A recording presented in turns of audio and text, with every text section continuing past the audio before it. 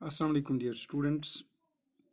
तो आज हम डिस्कस करने जा रहे हैं some important terms in the gravitation में कुछ हम इम्पॉर्टेंट टर्म्स डिस्कस करेंगे। नंबर फर्स्ट इसमें जो आता है that is gravitation. What is gravitation? Gravitation क्या है? ग्रेविटेशन हम किससे कहते हैं?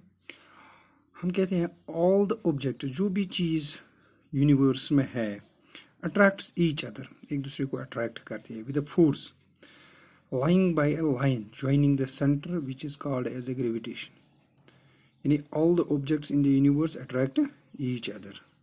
ठीक है, हर एक चीज़ आपस में एक फोर्स ऑफ अट्रैक्शन रखती है। ठीक है, ये फोर्स लाई करता है along the joining their centers. For example, this is an object, this is the other object. This is their center line joining their centers. So ये जो force lying along the line joining the centres, ये जो force of attraction जो है यहाँ पे, इसी को कहते हैं ग्रेविटेशन। सो ग्रेविटेशन क्या है? Attraction force, attraction force which lies along the line joining the centers, इसको कहते हैं gravitation. Number second point, important point, that is gravity. Gravity क्या है?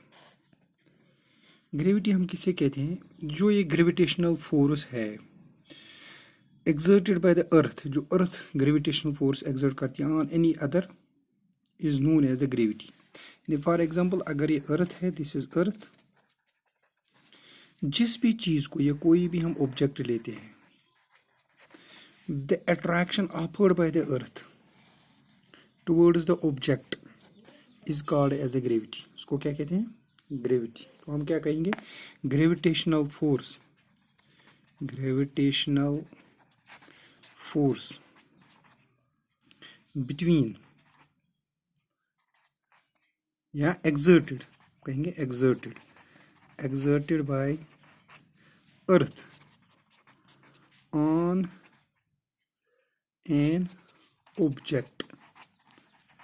The gravitational force exerted by earth on an object is called as the gravity. इसको क्या कहते हैं हम? Gravity. This is called as the gravity. Now इसके बाद number third point, that is in universe law of gravitation. Universe law of gravitation. Universe law of gravitation. Universe law of gravitation क्या कहता है हमें? Every object in this universe, जो भी universe में कोई ऑब्जेक्ट है, attracts each other. Attracts each other. जो object attracts each other with a force which is proportional. यानी जो attraction, for example this is one object, this is another object, इनके बीच में जो है that is the gravitational force. ये जो gravitational force है ये डायरेक्टली प्रोपोर्शनल होता है। It is directly proportional to the product of their masses. अगर इसका मास m1 है, इसका मास m2 है, and it is directly proportional to m1 m2, product of masses, and is inversely proportional to the square of distance between them. For example, this is the distance between them, then force is inversely proportional to the square of distance between them. So combining these two, F is directly proportional to m1 m2 divided by d square. This is called as the universal law of gravitation. इसको क्या कहते हैं? Universal law of gravitation. So this is the universal law of gravitation. इसके बाद इसमें क्या आता है? Acceleration due to gravity. Number fourth point, that is acceleration due to gravity. Acceleration due to gravity is denoted by small G. इसको हम small जी से denote करते हैं। ये एक्सेलरेशन ड्यू टू ग्रेविटी क्या है? whenever an object falls, जब भी कोई चीज़ fall करता है towards the earth, अगर हम मार्कर पेन ऊपर फेंकेंगे तो ये नीचे आ जाएगा, ठीक है।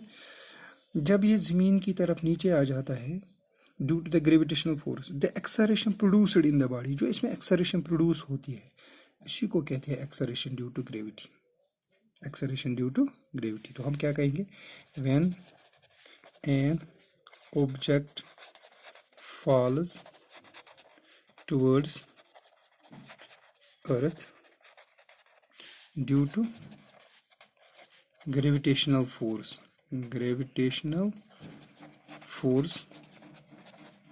the acceleration